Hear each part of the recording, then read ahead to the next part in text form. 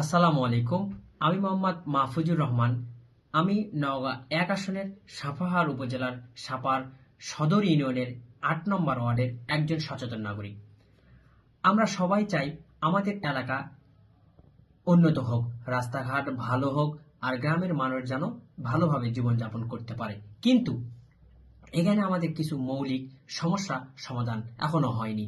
এর মধ্যে আমাদের গ্রামের একটি বড় সমস্যা হলো বর্তমানে প্রায় সব বাড়িতেই সাবমার্সিবল পানির লাইন নেওয়া হয়েছে, কিন্তু সেই পানি নিষ্কাশনের জন্য পর্যাপ্ত ড্রেনের ব্যবস্থা নেই।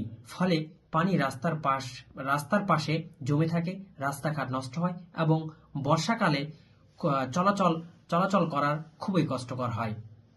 আমি আশা করব অধ্যক্ষ মাহবুবুল আলম স্যার যদি এমপি নির্বাচিত হন, তাহলে গ্রাম অঞ্চলের রাস্তাগুলোর পাশে পরিকল্পিত ড্রেনের ব্যবস্থা নিশ্চিত করবেন। আরেকটি গুরুত্বপূর্ণ বিষয় হলো আমাদের সাপাহার উপজেলা আম চাষের জন্য পরিচিত হলেও আম বাগানের পাশের অনেক রাস্তা এখনো কাঁচা। বর্ষার সময় আম উত্তোলনের মৌসুমে এসব রাস্তায় যানবাহনের চলাচল করতে পারে না, ফলে কৃষকদের খরচ বেড়ে যায়।